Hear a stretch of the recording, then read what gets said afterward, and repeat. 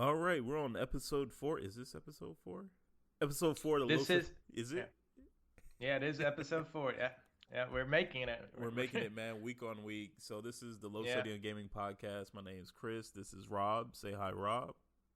Hey guys. And today we're talking about the future of gaming, right? It's not like a hard fast. We're only going to talk about X subjects. It's wherever we see this going. All right. All right, you Let's ready do for it. this? Okay, so Mm. we're talking about the future of gaming, and I guess my first question for you is how big or what direction do you see gaming going? Like, what change do you think is going to happen first, and how do you think that's going to affect the video game industry? So I think video games as a Netflix or as any other movie, right? So like we're shifting to video games as an entertainment. Obviously, we do have co-op and we do have multiplayer, and that's really big. But many of us also enjoy just a single player experience sitting on the couch and like just enjoying the video game. So I was thinking about the future of video game, and started thinking more like the Matrix style, like VR. And like some of us has questioned why isn't VR a bigger hit? It's probably because like we still have to work, right? So we're exhausted at the end of the day, and when we get home, we want to sit on the couch and do absolutely nothing but play video games with our controller and stuff. With VR, it requires a little bit more out of you, right? So like Yeah, you're yeah, and maybe not too much, but enough that you're like, I don't really want to do that right now. I don't really want to dodge and and like and roll or whatever.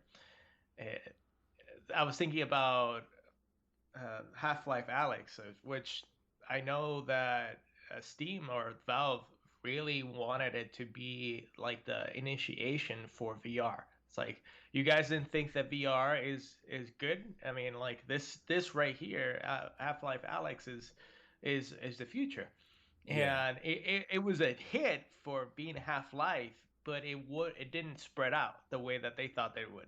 yeah. And that's what made me think that the future of gaming is not VR, actually. I think the future of gaming is just updating graphics to the point that it is realistic. And not only that, the future of gaming has to do with the developers. How easy it is for a developer to do a video game now. Like these video games, man. Yeah, man. Like, all right, so for example, Elder Scrolls 6, how long has that been in development? Like it's been in development for like probably like 6 or 7 years already. And the last Elder Scrolls came out in 2011. Like look at another example, God of War series. So the God of War, the new one that it's about to come out. That's going to be the last one for this story for God of War. And the reason is because the director said it, the writer said it like, I don't want our fans to wait another 5 years for the sequel for the third act. And like that's how long these games last. Yeah. So the future is I believe is in the development of it and also in the graphical updates. So And two things on the points that you made, right? So the first thing on VR, right, is when a lot of the people now, thanks to Meta, thanks to Meta, a lot of people now equate VR to the metaverse. I'm not sure if you've heard that term. It's been thrown around a lot, like in the past year and a half. And basically, mhm. it's the Ready Player One thing where you strap on a helmet and you're in a whole different world where you have your digital avatars and your own digital spaces, whatever. Some people are touting that as, oh, we can conduct business here and people can shop here. But there's a big problem with that. And it's that the metaverse isn't going to be like the internet. Like no one technically owns the internet, right? But we all can Mhm. access different parts of it. I can see sites from different countries. I can create a site.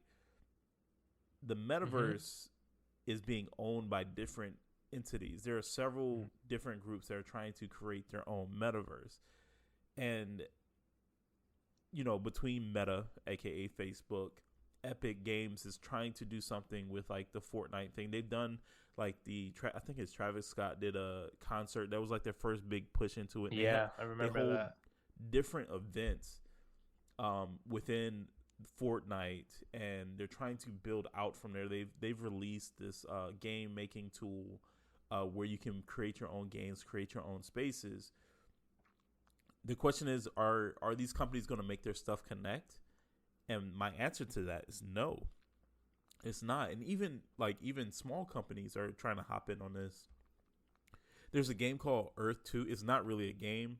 And honestly, if a company, to me, and this is my opinion, if a company is not worth billions of dollars, if they're talking about creating a metaverse, they're scamming you.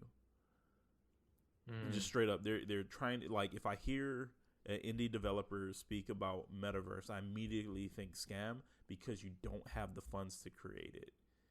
Okay, so you're looking at the future of gaming more as like an expansion of like something like social, So as like a social media platform. I'm looking at it from different perspectives. I don't know what I think they're going to try and make this metaverse thing happen, and I don't see it catching. I think there's going to be a lot of pushback from the community on it, right? Like, Did I don't remember. I remember I got like every time that I logged into, not logged in, but just went to IGN. So IGN, I think, was pushing for investing on something like that, the metaverse maybe. It, I don't remember exactly what it was. I thought that maybe you would. no, I haven't. Like, I don't really go to gaming sites like that. Like, if they put out like a YouTube video or something, usually I go to IGN for trailers. Like, they get some really good access and early access to stuff, and so that's usually what I go to IGN for. But yeah, like this whole VR metaverse thing, I don't see taking hold like that. At least not right now until the technology gets there, right? So next you talked on kind of it leads into the tech, right? Making how long has Elder Scrolls 6 been in development? I really don't think they knew what they wanted for Elder Scrolls 6 for a long time. Right, I honestly don't feel like Bethesda knew what they wanted to make, and that's why this is taking so long. But when you start talking about the tech and the time to turn around games, you see a lot of companies are picking up like UE5. They're picking up Unreal Engine 5. They're doing crazy things with it. That demo for the Matrix release, and it like blew people's mind with what can happen. I think even Unity is making some moves into that kind of direction, and it's allowing more and more people to get into game development, right? And you have these smaller teams. That's why I'm not really worried. Like, people kind of seem worried about these acquisitions. Like Sony, I think you sent me something about Sony buying FromSoft. Microsoft bought Activision, Blizzard. And so there's like these, So for correction, it was just it's a rumor that's going around that Sony might buy it from software. It's not that it's been confirmed. They did buy Bungie. So they did buy Bungie. Some people are speculating that Ubisoft might be bought and sold, and it's like it's worth. I wouldn't be worried about it, right? Like, a lot of times, what those companies do, the people that own those companies are the developers that work for it. They bought Ubisoft. All they're really buying are the IPs. They're not getting everyone in that company for a long period of time. So, CEOs, head writers, stuff like that might stay on for like a year, 2 years afterwards, and then they leave and they start their own thing. So I still think there's going to be there's not going to be a talent drain that's only under Sony or only under Microsoft or only Nintendo's not buying any fucking body. But I don't think there's going to be a homogenized gaming experience, at least unless there's like World War III and only one of these companies survives into the future. I don't think we have much to worry about as far as like the metaverse really pushing and trying to just eat up everything, because really what that means is like, so a company like Facebook won, and they're just acquiring all the developers and everything and making it into a gray, uniform, boring blob. Yeah. I'm actually really interested in this Unreal Engine 5. Did you see that you can use your phone and scan objects and it'll man. like translate into the graphics? Like that I was said, genius. it is like the tech is going a long long way, which kind of pushes me into one of the topics, like is hardware. And I know you want to bring up the PS5 and the Xbox Series X, but I really think the future of gaming is in tech like the Steam Deck. I feel like with the technology getting better, right, and you're able to have these handheld devices that can push out a quality experience. And It's a PS4 type experience, by the way. Yeah, it is. It's like that. The Steam is as graphics capable as the PS4, and that's impressive in itself, right? So, and I'll give you that. And it'll eventually come to the handheld. But who's to say that Microsoft and Sony are not going to follow suit? No, and that's what I'm hoping for. So, again, like you're talking about it, like if the Steam Deck is successful and you're able to play the majority of your library on it, who's to say Microsoft and Sony don't hop into that? I don't think Sony will right away. I think Steam wants. Like, my understanding is that Steam wants Xbox to do the Game Pass in Steam, in their Steam Deck. I think I read an article that said that. I mean, they're trying to put Game Pass on everything.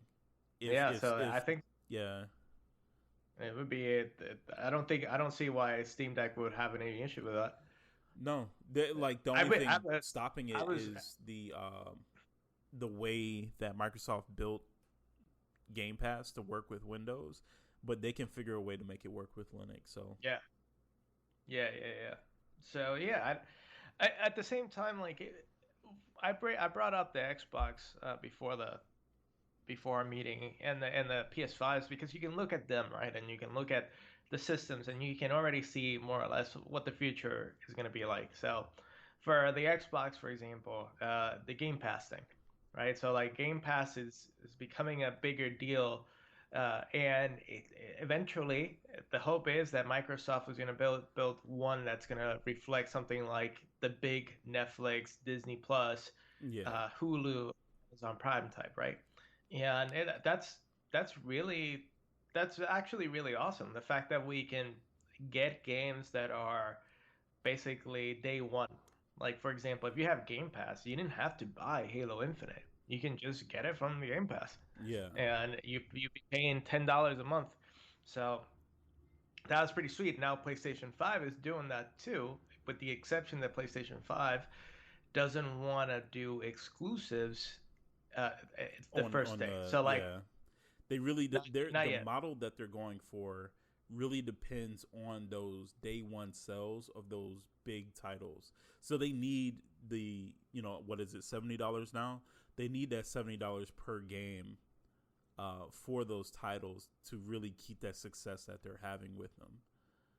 Yeah, but apparently Microsoft is making big money with Game Pass. Yeah, because it's the best deal you can get. If I'm, if the game, and then like the prices went up too, and so you're saying I can have this access to fairly new titles or very new titles, for $15 a month, $10 a month, however it is. So like it's $10. So like for it's $10 for the Game Pass, but then you can get Ultimate, which includes EA.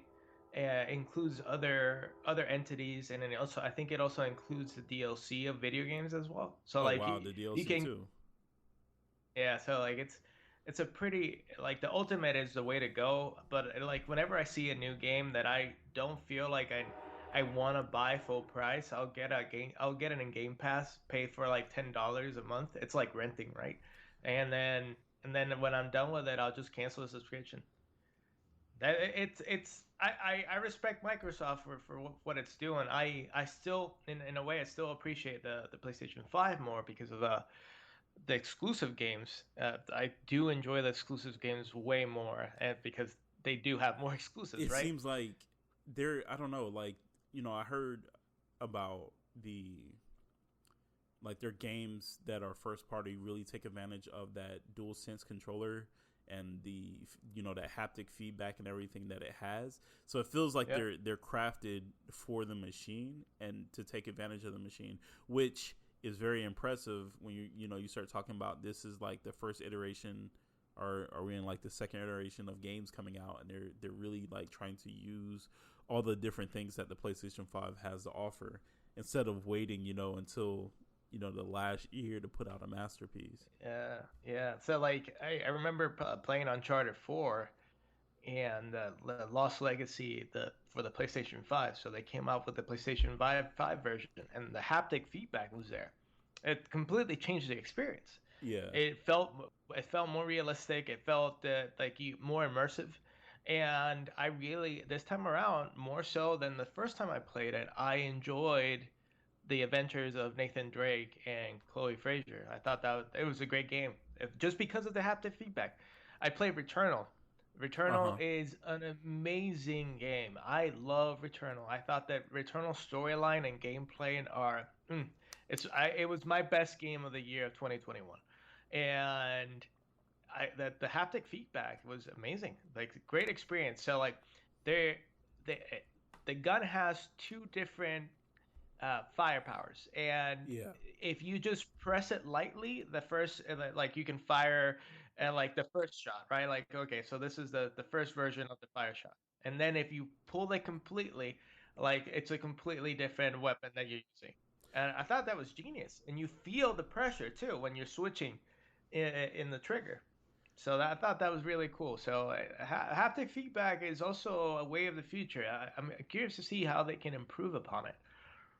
So I think like a big thing too, like keeping something like VR from from becoming mainstream, from being the way that most people consume, their entertainment, is just a price point. Hmm. It's not even like being tired, like because I have a first gen HTC Vive that I don't really, well shit, I stopped playing it like 4 years ago at this point, only because of the space that it required. And then, like I said, it was expensive. So most people aren't even going to jump at that. And then on top of that, like for me, I already had the computer, but you have to have a pretty, back then you had to have a pretty powerful PC to even play it.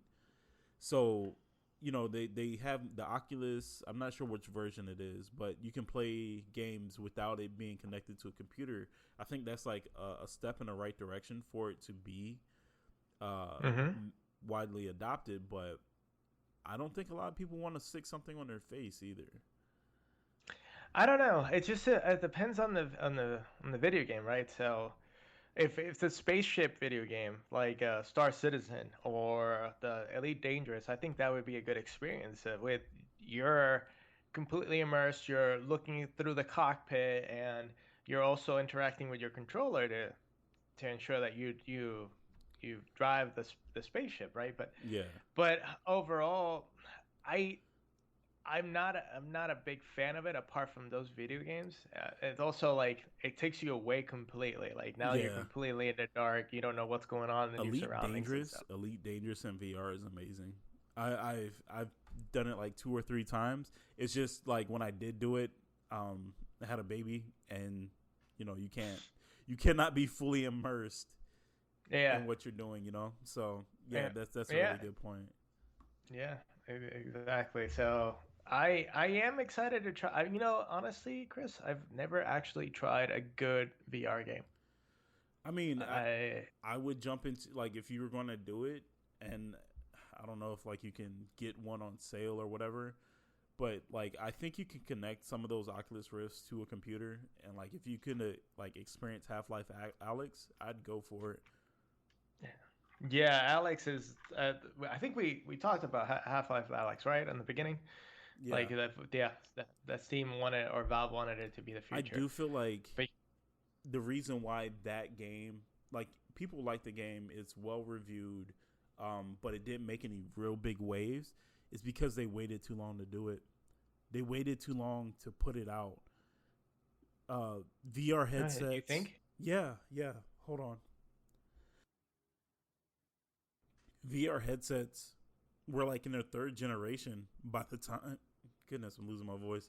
By the time Half Life Alex came out, there are, like, VR headsets were in like their, if you want to call it, like their third or fourth generation of development, and so people already had this idea of what VR was. I mean, like most games for VR feel like unfinished tech demos, right? Like either you're in a wave shooter or like you might do some combat, you might fight a little bit.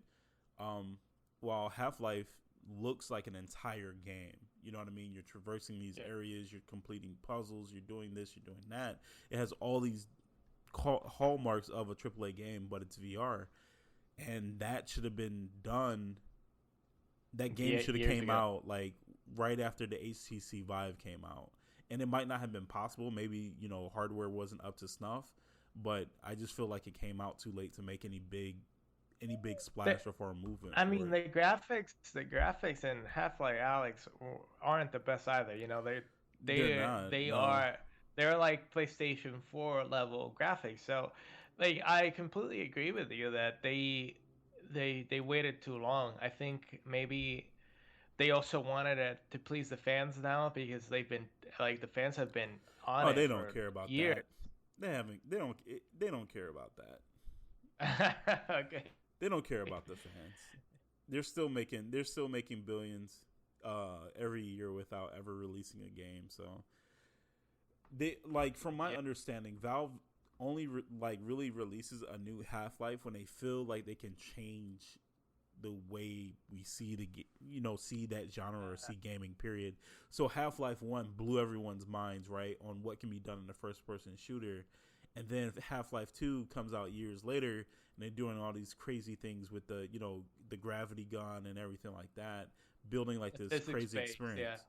So Half-Life 3, they never, like, from my understanding, Half-Life 3 never came out because they were like, what are we doing that's new? What are we doing that is going to change the gaming space? And they wanted that to be VR. What I'm surprised though is that they, instead of going the route of continuing Half-Life 3, they decided to do a side story on Alyx, which I think she's a great character. But at the same time, I was like, not exactly what the fans wanted. Everybody's wondering what the hell is going on with Gordon, right? Like, but apparently we find out. Okay, so like I because I knew that I was never gonna play Half-Life Alyx. You're going to spoil it for me because I am going to play it. All right, when are you going to play it? 10 years from now? Jesus. Yeah, I am going to play it. So, yeah. You spoke about Microsoft, right? And they have the xCloud thing, or the cloud gaming, Stadia, which bombed and failed because everybody thought that was going to be like a Netflix for games, and it turned out you need to buy each individual one. And we all know that Google likes to kill stuff, and nobody wants to pump money into a app that Google is going to die. So it's like a self-fulfilled prophecy when Stadia is on the decline. Nvidia has its own cloud gaming. I don't even know what to call it, but it's interesting that the most successful one is still Microsoft. It's yeah, just like they have a giant fan base, and like what they're offering, the cloud gaming is offered without any extra money, right? Like, you've paid for this game, you can play it on you can play it on the cloud. I just, while I like the idea of the tech, like I've done, like you can kind of stream games, like I was able to stream Monster Hunter World on my phone from my computer while I was away, right? Just to test it out. And it worked all right. You know, I was able to take down a monster. It's not something, and that's the biggest issue with it, is it's not something that can be done for like multiplayer games where that's where a lot of people spend their time, right? Mm-hmm. So until we can learn how to break the rules of physics and make light go faster, I don't see cloud gaming being the thing that turns the table on buying consoles. You get what I'm saying? No. I don't see cloud gaming being the thing that makes people not get the hardware in their house. Unless the Wi-Fi or just the experience itself is so fast, right? That so the only way for this to get any faster is to have like quantum internet, and I'm not joking, right? Because I'm forgetting some of the terminology, but basically, when one change happens on this end, it happens instantaneously on the other end. I forget the exact term for it, but quantum tunneling or something like that. So until we can develop internet that runs that way, I get it. Yeah, I don't see cloud because even me being in Texas, you being in New York, playing on a landline, both of us connected into the wall. There's still some latency. Yeah, and you make a good point. I said it because I do understand, that's why I buy the PlayStation 5 and the Xbox Series X, because I do like the system. I like to see the graphics as they are. I don't like lagging and such. So, yeah, like if I don't have to play cloud, I won't. No. So, yeah, I agree with you on that one. Well, so are we done with the subject? Nah. I have it's two so other, many things. There are so many things with it, and again, I left it open to kind of see where the conversation goes. So there's two other. Go ahead. For this one, like the thing about the future of gaming is, I do feel like and obviously we can all agree on this one. It's we're just predicting or just theorizing on the future. I do see trends though, and I do see that. From my perspective, I think the future of gaming really lies just on the like making it as immersive as possible without complicating it too much. So like since the dawn of time, like people have just liked to sit down and watch either a show or a TV series or a movie and relax. The same thing goes with video games, because that's how I treat my video games. That's how a lot of people treat their video games. So like they're just gonna make it as easy as possible for you to access it, and also to make them as fast as possible. Because check this out, Dune took 2 years to make. I think Dune took like a year to make actually. And it's a movie, right? Like a video game takes years. It's like once we start reducing the time it gets developed, that's where the future lies. Where we get AAA games like consistently with like without like the hassle of development of graphics and stuff.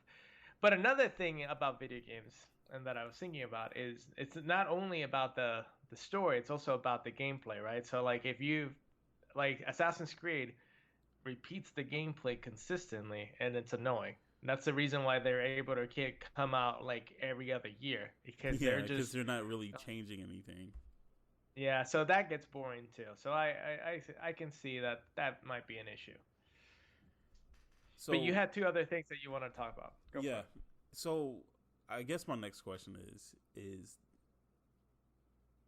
the business aspect of it, right? So again, this brings in things like microtransactions and the boogeyman word right now, NFTs. Okay, so Chris, like what is NFT? So like NFTs, I understand what it is, but I don't understand why it's so popular. Can you explain it? Okay, so that's like me. You know how sometimes where you like lose your words because you know what it means in Spanish, but you don't really know how to translate it into English. Yeah. So that's what it's like for me. And again, it's just like the metaverse term. When I hear it, I think scam, because there's no in the gaming sense, right? In video games and in most forms of media, most things that we do, we don't need NFTs. It's just a scam. So NFTs, my understanding of NFT is that it is basically any type of image that you can sell online, but it's just an image of something. Like for example, if you take a picture of the Mona Lisa, if you take a picture of the Mona Lisa, like you can sell that image online. You can sell that image, but that person does not own the Mona Lisa. So some people have been conned into thinking they own an object, but they just own an image of the object. But it doesn't just have to be an image, right? Like someone sold a house, the legit house, along with the NFT, and used the NFT to make the sale, right? So NFTs don't necessarily have to be an image. It can be anything, but you also have to be smart about it because somebody could just be like, you know, make you think that you own an actual object when you just own an image of that object. Again, I think it's good for, like, say, artists, people that do digital And work and I stuff like and that. I don't understand how that is implemented on gaming. So like we in this situation, I'm pretty ignorant about NFTs, especially in the gaming So aspect. I remember Troy Baker got into trouble a couple of weeks ago because he was working with another company about NFTs, and his fans were really upset to the point that Troy Baker had to because back down. it's a fucking scam. That's the like. There's no point. So like Ubisoft released Quartz, right? And for Ghost Recon, whichever Ghost Recon game is the last one, right? A dying game. It was like their experiment, right? So the thing is, though, is what they said was these items they belong to you. They have like a serial number, and this item belongs to you. And any game that you say, like in future Ghost Recon games, you can bring these items over, and they'll be in every game, and you own them unless you want to sell them, and you can make money off that sell. Okay, cool, but why do you need an NFT for that? Right? I think it's more of, you know, people in a boardroom who know nothing about video games but want to make all the money hear this buzzword, because that's what NFTs are right now. They're just buzzwords. They're things that people think, oh, okay, I can make an extra, you know, I can make some extra money off of this. Um, Ubisoft. So Ubisoft, my understanding is Ubisoft right now is desperate. Like it's desperate for money, and that's the struggle that Bethesda also struggle with as a private company. It's like you're completely dependent on the success of the game and also on the price of the game. I I do, and this it could be another segment for it, but I sometimes feel bad for these companies that are really trying to make a buck because if they don't, they'll lose the company. It's I like mean, Ubisoft is also one of those companies that has a lot of issues when it comes, you know, to treating their employees fairly. So I don't feel super bad for them. It sucks because they did avoid a hostile takeover by Vivendi, right? That yeah, happened like a year or some change ago, and yeah. they took back because someone asked them like, "Hey, are you guys looking to be bought?" Because, you know, it was kind of confusing because they fought off that takeover by Vivendi, and they're like, no, and then they took that back and they're like, hey, we don't want to speak on that. So they're probably looking to be acquired by somebody. Yes, that's true, and that's exactly why Bethesda also sold. I mean, Bethesda, yeah, at the end of the day, was losing money, and they have they have a company to run. I, that's very hard for video game companies to continue with the current pricing of the $60 game tag, especially for the high budget AAA games. So Yeah, like in a way I get why Sony increased their dollar amount from 60 to 70. Some people got upset about it, but like they have to they have to somehow make their money, right? Like $60 doesn't cut it anymore, especially with inflation. But yeah, that's I digress. but yeah, so, you know, you mentioned like the increase in price due to inflation and everything like that, and I do agree. Like, I expected the prices to go up. I remember when they went from 50 to 60. You know, I think I bought Final Fantasy 7 at 40, and then shortly after that they went up to 50. And I was like, it like blew my mind. I was like, well, damn, you know, like, but that was looking Uh, at it as a kid. So I do understand like the prices going up and their need for all that, but let's not pretend like they don't make most of their money in transactions after the purchase of the game. And so, like, so Ubisoft is that's why hurting. that's what I'm saying. Like they're trying to find other venues to not increase the price of $60, and that's why like they come up with stupid ideas like NFTs. Yeah, well, I feel like the NFT thing is being implemented again because some dude in a boardroom is like, "What's your plan on NFTs?" And they're like, we're implementing them. Yeah, we're gonna do it." And then, you know, they did it. I think they did it for it to fail because they really didn't want to. To be honest with you, I don't think they really wanted to, but they had to appease somebody because they put it into Ghost Recon. That game was that game was almost dead on arrival. Like that game, I don't know anyone playing it. You know, and you're probably right. That's probably why it was done. They didn't do it in Assassin's Creed. Yeah, so I mean, like, if they really wanted to exceed, they would have did it in like Far Cry 6, Assassin's Creed. Yeah, but yeah, it doesn't make any sense. They picked Ghost Recon. Yeah, they picked Ghost Recon, and yeah. What a I played Ghost Recon. It was an interesting game to say the least. I wasn't a fan, but yeah, it's the NFT, man. It's definitely an issue that has a lot of gamers upset, including myself. I do think that it is pretty ridiculous. At the same time, I'm also curious to see how many people are making money out of this. You know, sometimes I wonder. It's like, should I do NFTs? Should I just take a picture of over? I think people. Okay. Yeah, I think the scam is over, right? Like I thought about it too. I was like, man, how can I get in on this? I need to make an extra 10K take a picture quick. of my oven? You know, my oven. Like, let me take a picture of my oven and see if I can sell it for $30. You know. Like on a side note, you remember you remember those Bored Apes pictures that people were spending like a bunch of money on? For the NFTs? Bored Apes picture? Yeah, that's the thing that made like the picture that a lot of news agencies and stuff showed were like these Bored Apes that were going for like a few $1,000s. Yeah, I remember that. Yeah.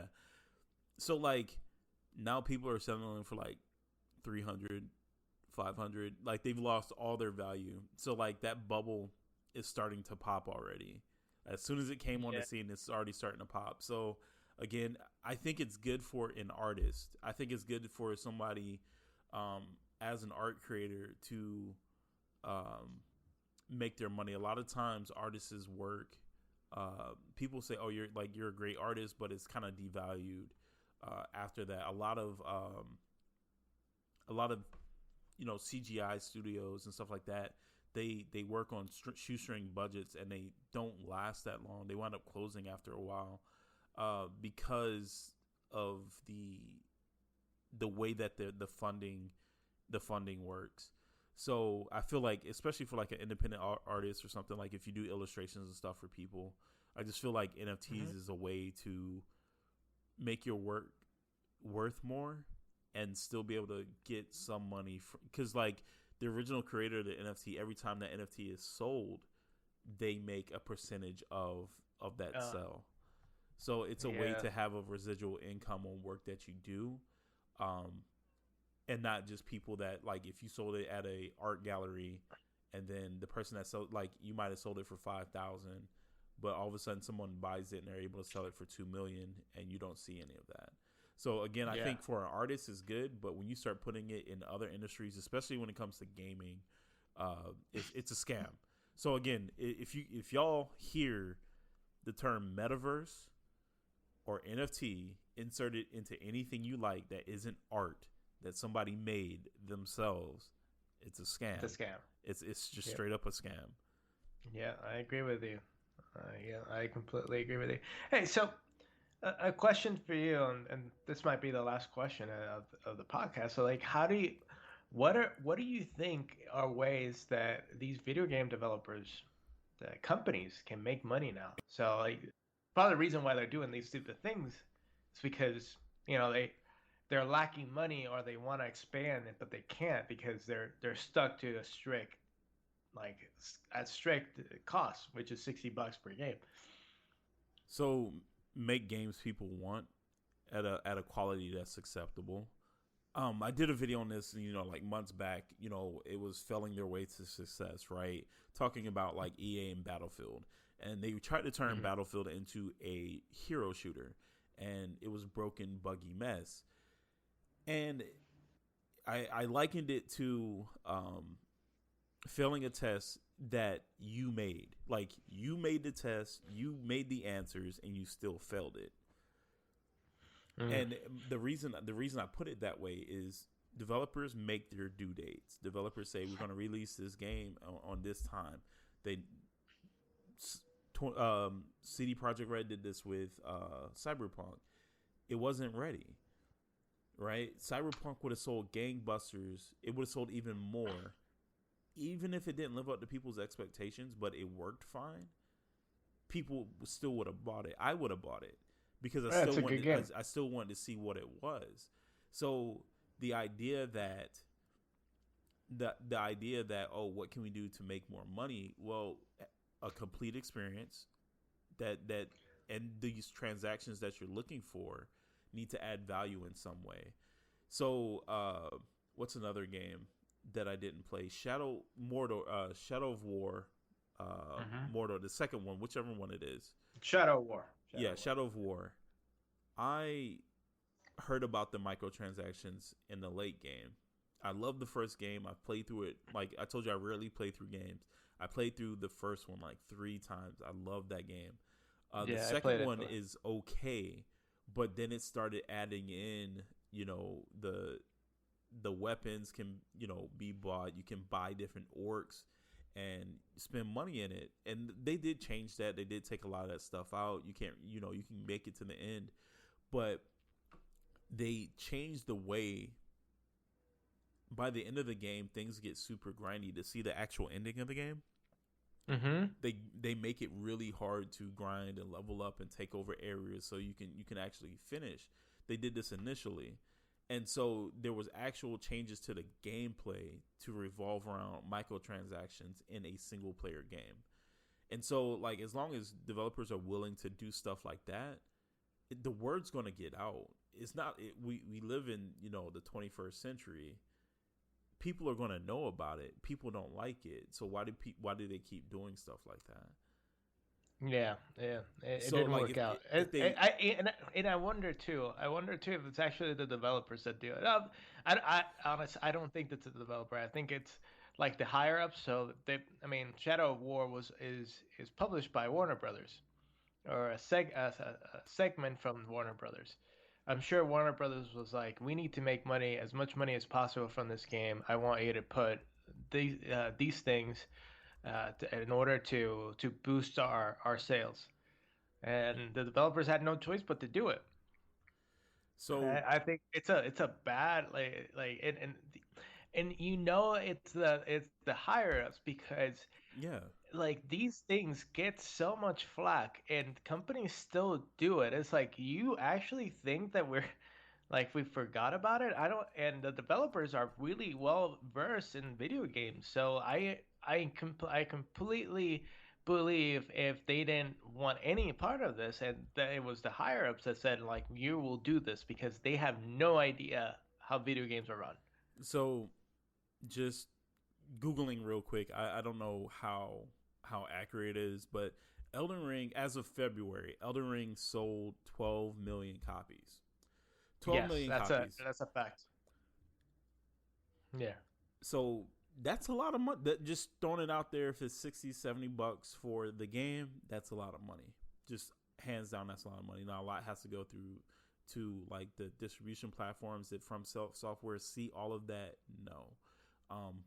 But they saw a good chunk of it. They saw about 70% of it. I think it's usually like a 70-30 split, with 70 going to the developer or their publisher and stuff like that. So From has made a ton of money from the game. It's going to continue to make a ton of money. What they release is a game that's fully complete. It's feature complete. It doesn't run the best on all platforms. There's still bugs and stuff like that, but you can still experience it as they intended without dropping extra money in it. And I think that's really important. Even with a game that adds microtransaction like Destiny 2. I've been playing Destiny 2 since 2017, and I've not spent $1 in it. And I still get my character to look the way I want to. I still have a ton of shaders. I don't have all the extra skins and stuff like that because I just don't see the value in it when the game, eventually there's going to be a Destiny 3. You get what I'm saying? So I don't put money into stuff like that. So, but that's where the NFT would be good, right? Because that you would be transferring your looks to another one. Who knows how they're gonna play it, how they're gonna make that difference. But if I would have stayed with Destiny 1 and then they announced Destiny 2, and I had all this armor and all this stuff that's just like gone now. That Mm-hmm. that's kind of a it leaves a bad taste in my mouth. You know what I mean? It doesn't feel right that I'm going to be playing essentially the same type of game, putting in all those hours and stuff. Now, don't get me wrong, game has a ton of stuff in it. You would forget about that stuff immediately. But if there's a certain armor set that you really liked, I guess you can go back and hop in the first game as long as those servers stay up. But going back to Elden Ring, I feel like they made a ton of money. They didn't make all the money because they didn't put microtransactions into it, but they have favor from their audience, and they can release DLC, and I'm pretty sure at least half of the people that play Elden Ring are going to buy the DLC, and that's how you make more money. I feel that's the route to make more money, is make a quality product. And Yeah. you're charging $70 for it, but I feel like I'm getting $70 worth if I'm doing my value per the game, right? And I put 140 hours into Elden Ring, I got double the amount. If I paid $70 for it, I got double the amount of what it Yeah. was worth. Yeah. Yeah. That's a good point when it comes to that. I can't wait for it to play Elden Ring. But like speaking of Destiny and speaking basically MMOs, what video game I can't wrap my head around. Although I've invested 100 and something hours into it. It's the Final Fantasy 14, A People Realm Reborn. love that game. People love I it. so like I finished the all the way to Shadowbringers because I wasn't interested in Realm Reborn, but apparently Shadowbringers got a really good review from everybody. And like one of the things that they were talking about is like not only a storyline, but the music is the best in the series. Yeah, So like, when they say best in the series, I take that to heart because Final Fantasy has really good soundtracks. So I went all the way to Shadowbringers, and don't get me wrong, I got emotional when I finally got it because it was a journey getting to Shadowbringers, the yeah. DLC. Oh man, but after that, like I know that their Endwalker came out. I don't have the heart to do it. It's just I think it like honestly, MMOs are boring to me. They're really boring to me. I Like really I wanted don't. to like it. I really. So I played it, man. I think what year was that? I want to say it was like 2016. Devlin, the guy that made the comment before, Devlin tried to get me into it. They had like a free pass. Him and a couple other friends like were playing it. I really enjoyed the music. I love the environment. I love the game looks and feels amazing. My problem is MMOs aren't engaging to me, No, they're right? not. So I made this comment on somebody's stream. They were playing Final Fantasy 14, and I had just tried out Lost Ark, and I feel like if they had a more active system, because you can play Lost Ark with a controller and it feels like I'm playing a game rather than just like clicking the buttons and stuff. I know people love it. It's not engaging to me. And so like I said, if this game had the combat system from Lost Ark, I would love it. And like people were like ragging on me. They're like, oh, those are two different type of games.